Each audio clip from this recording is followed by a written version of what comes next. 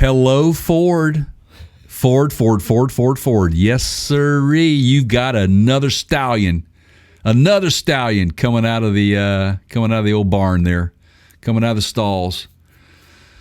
Keith, would you buy a Ford Explorer if it had a V6 and a manual transmission in it? But wait, there's... Yes. Oh, well, let's see. Considering that I can't get that in a Bronco, I would do it if I could get some sort of an Overland version. Yeah, Overland version. Kind of like something that might be able to compete with a 4Runner. Right. Yeah.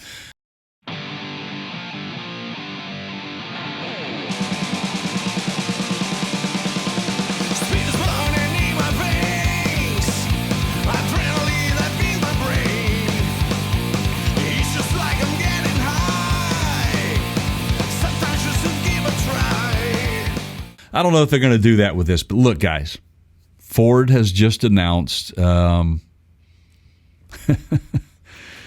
new Ford Explorer Timberline. They're saying that it is the most off-road capable Explorer ever. Wow. That's pretty bold. Okay, but wait. Nobody's buying or building Overland vehicles right now, right? No. Those aren't huge. They're not huge at all. Jeep sales haven't been through the roof. No. Ford didn't just come out with a Bronco. Wait a second. What are these guys thinking? This can't be that they just need to compete in. I'm not quite. It was. Yeah. So look, Ford made a promise, man, that they're gonna offer more off-road capable SUVs and trucks. Yep. And this is another example of that, and it's the new Explorer Timberline edition, Timberline series. Basically, the way I understood it, Keith, is they are taking a lot of the Ford Bronco platform, some of the accessories and the driveline, limited slip. Here, diff. Standard terrain management system features. Stop me if you've heard this one before. All right. Trail and deep snow, sand, 7 driving modes: trail, deep snow, sand, hill descent, and I'm not sure what the other modes are. But wait, there's another vehicle that Ford just released recently that it's like and it goes over all terrains. Yeah. I'm be telling you, Bronco. Man. I need to Johnny, get my Johnny Bronco, man. I need to get my my Bronco music. All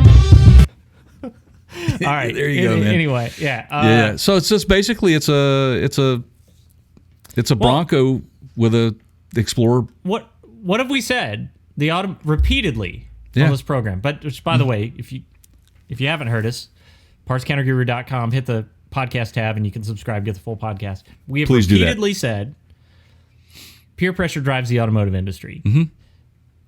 Unfortunately, love it or hate it, that's the way it works right now. It's reactionary. Right. Oh, they're doing overlanding stuff? Us too. Oh, they're doing an electric sedan crossover? Oh. Us too. Yeah. Oh, they're doing rooftop tents? Us too. Oh, they have a giant 12-inch infotainment system? Us too. Right. So here we have basically Ford going, SUV with off-road capabilities. But it needs to be a little bit more urban friendly than a Bronco. Do we have anything in that class, like maybe a 4Runner or something like that? Toyota. Right? So there's a market for this. I mean, clearly. Why Toyota killed the FJ and the well, it was short-sighted. They looked at sales and got scared. And, right. Ford now. I mean, Ford, they're just like Stellantis is cramming, these Hellcats in minivans. Yeah.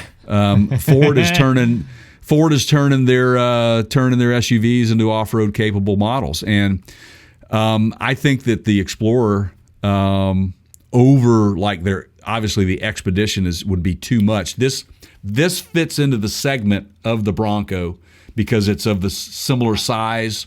Similar engine platforms.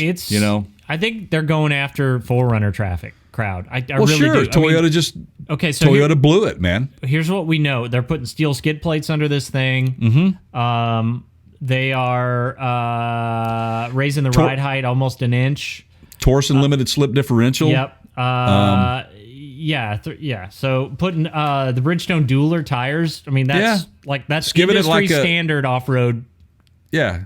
Yeah. They're giving it a lift. They're adding higher end shocks, springs, and stabilizer bars for this thing to be able to take the off road.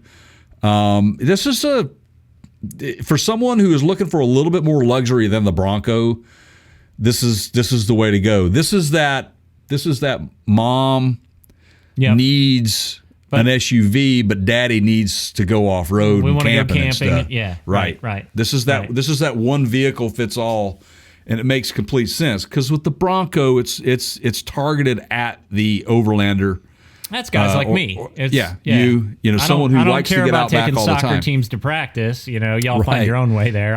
Just get on the wagon. I'll go over the hill in my Bronco, right? Yeah, exactly.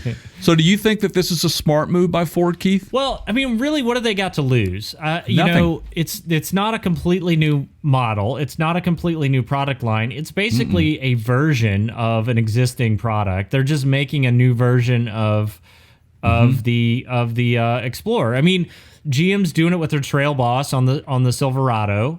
I mean, this is kind of how it's done if you don't want to go all in on a new product line. Right. So, I mean, if they don't sell a whole lot of them, I'm sure it's not, they'll just kill this model. Right. And they'll still sell Explorers, right? To me, yes, they'll still sell Explorers. And what that does also is all of the engineering that they went into getting the Bronco to where it is now, it smells to me like Ford wanted to bring the Bronco back. They did it the way they did it specifically to kind of get their feelers out there. We talked about the pre-wired accessories on the Bronco that's gonna be available to those customers. I think this kind of indicates to me that in a couple of years, that Ford Bronco they're gonna have I think you're gonna see a new engine platform potentially. New setups, because their fans are going to be demanding that. You're one of those fans that wanted a manual transmission, but they're limiting you because of that. So I think that this is geared towards not giving up on a platform, not giving up on that, and allowing them to kind of expand a little bit. And I think that down the road, this is going to be successful for them, because the Explorer as a whole, some of the technology they put into this, as you well know, the police interceptor vehicles. Oh, yeah. A lot of those out there. So there was some of that technology is being used in this particular model already built into it. And Sideshot would tell you, if he were here, comparing this to the Bronco, this is going to have more seating capacity. And he always points to that being a big selling point, especially for a family of more than 4. Absolutely. Again, you're getting that crowd by offering I think this. He's trying to tell me he wants more brothers. I don't know what's going on. Anyway, I digress. Yeah. Hey, that's your call, dude.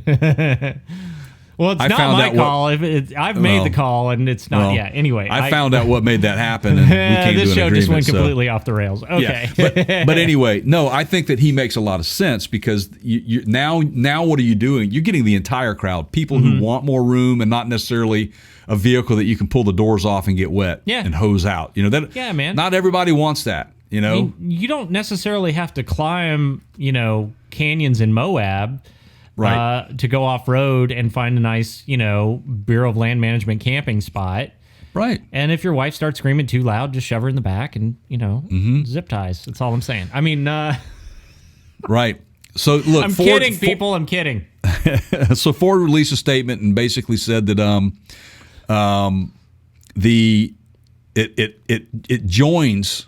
the new Bronco, both the 2-door and 4-door, as well as the new Bronco Sport, the new F-150 Raptor, the trimmer lineup of Ford trucks, the Ranger trimmer, the F-150 trimmer, and the F-Series Super Duty trimmer. All of these, again, is part of their move towards that offering of off-road capable vehicles. 95% of the people that want a off-road vehicle would get what they needed or would have all the boxes checked in their list of things that they need in an off-road vehicle with something like this. Right. If the other 5% could go, Jeep, Bronco, whatever, Trail Boss, whatever. Now, I understand it's cool to have those, but I'm just saying, if you're being kind of practical, this probably checks the boxes for 95% of the people that want a 4x4. Right. Absolutely. And, not everybody is afraid to take the current Explorer off-road, and they do. And I think that there's tons of forums out there that Ford is listening to these forums. They're joining these forums. They're listening to their customers. And typically, we've had conversations about, typically people are pretty brand loyal. They're going to stick with them, and they'll have those conversations. But I found this very interesting. Over the last 10 years, SUVs have jumped from 36% to 55% of the U.S. market, with actual sales up from about 4.6 million units in 2011 to nearly 7.8 million in 2020. Ford Explorer owners report a 56% increase in off-road use over the last 3 years. And I would be willing to bet you that the brunt of that in the last 3 years has actually come in the last 2 years because of the pandemic. Yeah. People are getting off-road. They're camping. They're getting out. They're having fun. And they're enjoying life. And I think it's smart to watch a manufacturer equip their consumers or give their consumers an option other than just on highway. It makes sense. Yeah. It's a win. It's a win-win, man. Ford is, like I said, they've done some really good things. Now, if GM is paying attention, that Blazer, they will do something like this. Yeah, they would, but I kind of wonder if that thing doesn't get a complete makeover now that Ford has brought the Bronco back. Because, again, when they brought that Blazer in, I thought, man, are you kidding me? You really missed it with that. They could bring like push everybody into a Hummer because those are over $100,000. No, I think a K5 type, Blazer type off-road version of that would be a very wise decision. Now that Ford has done it with the Explorer, I think you do make a move, and I don't think it would be a bold move. I think it would be a must. We must do this move, don't you think? Peer pressure in the auto industry. Absolutely, it's happening all the time. Guarantee you we'll see it at SEMA this year. All right, speaking of peer pressure and SEMA, right now, while you're listening to the sound of my voice, let's be friends. Click that subscribe button. Tell your friends. Click the bell. Please and thank you, everybody. We appreciate it very much. Check us out on our website over at Parts Counter Gurus or Parts Counter Guru. Either one works. Either one. And you can find our podcast there on the website. That's right. Up at the top, ironically, under a podcast tab. So, do those things, and we'll let you stay. Thanks, everybody.